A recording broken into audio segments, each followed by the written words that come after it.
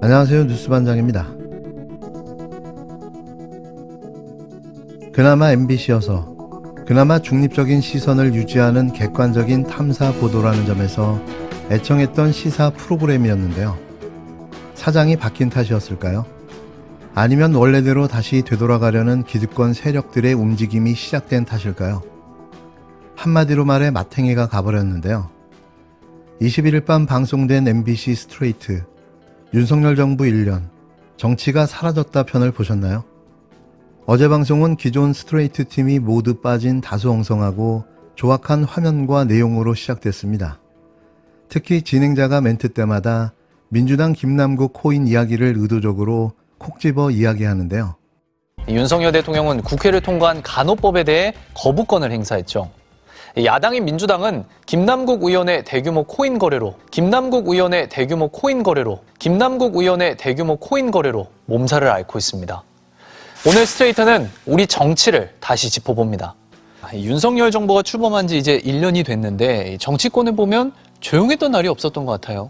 네, 윤 대통령 취임 1년을 맞아 실시한 한 여론조사를 보면요.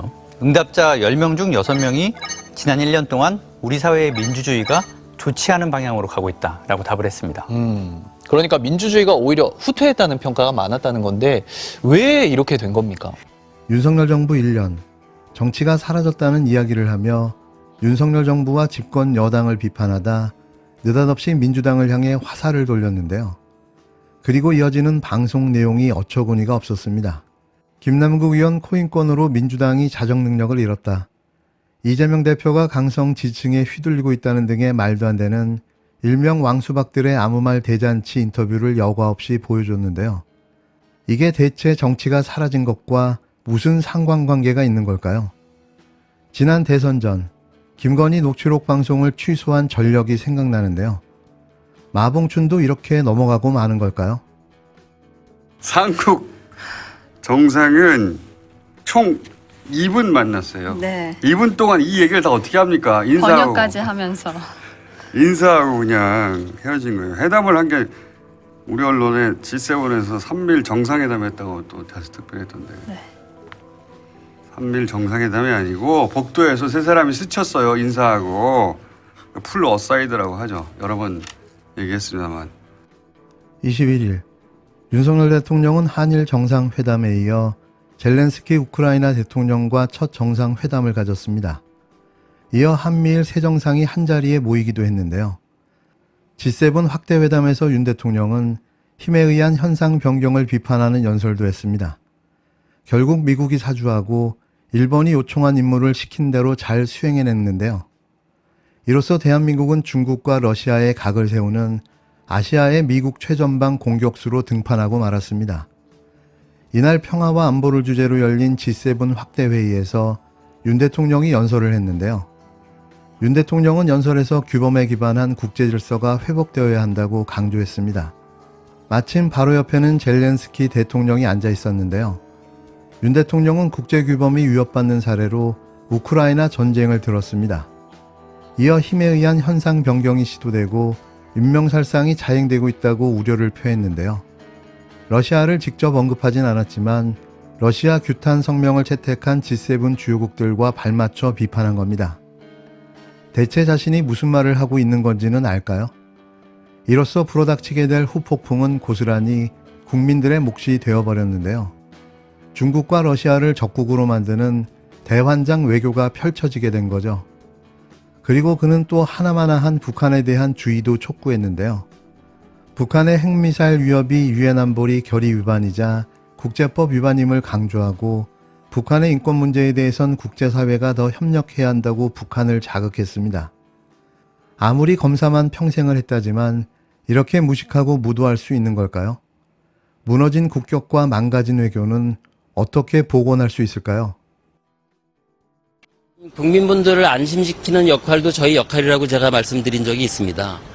그 부분은 저희가 과학적인 접근을 통해서 정말 상세하게 우리가 본 것이 무엇인지 알플스를 중심으로 해서 정말로 핵종에 대한 제거 부분이 제대로 될 수 있는지, 그리고 방류와 관련돼서 안전성을 담보해낼 수 있는지. 윤석열 정부가 구성한 후쿠시마 오염수 시찰단이 5박 6일 일정으로 21일 일본에 도착했습니다. 시찰단은 과학적인 검증을 통해 국민을 안심시키겠다고 하면서도 단장을 제외하고는 전문가 명단도 공개하지 않았고 언론 노출을 피하려고 노력하는 모습마저 보였는데요. 일본으로 출국하는 시찰단은 과학적 검증을 다시 한번 강조했습니다. 그러면서 이번 시찰 일정의 핵심인 원전 내 점검 요소를 일부 공개했는데요. 시찰단은 23일부터 이틀간 원전 안 오염수 저장 탱크와 알프스 설비를 포함해 운전 제어실과 화학 분석동을 찾아 방류 전반의 과정을 점검하게 됩니다. 시찰단은 오늘 도쿄전력 관계자들과 만나 전력 시찰의 세부 항목을 최종 조율하는데요. 하지만 시찰단은 꼼수까지 써가며 기자들을 따돌리기 위해 노력했습니다. 시찰단은 20일 저녁 언론에 출발 직전 인천공항에서 브리핑을 하겠다며 시간과 장소를 공개했는데요. 정작 공항엔 유국희 단장만 모습을 드러냈습니다. 시찰단은 전문가 명단을 공개하지 않고 있는데요. 시찰단장과는 다른 항공편을 이용한 것인지 공항에도 일절 모습을 드러내지 않았습니다. 이 때문에 한국과 일본 공항에서 기다리던 취재진들은 시찰단의 모습도 확인하지 못한 채 발걸음을 돌려야 했는데요.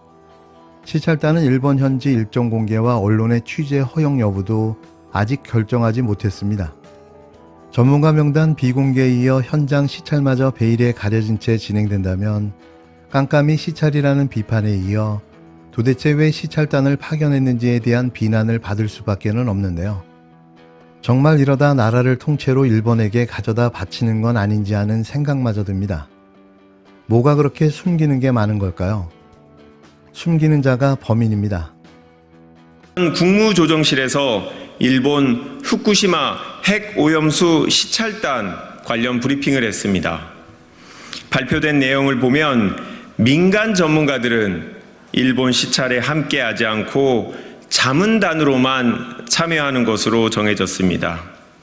결국 평소 핵 오염수의 안전성에 대해 우려를 제기하고 철저한 검증을 요구했던 전문가들은 배제가 된 것입니다.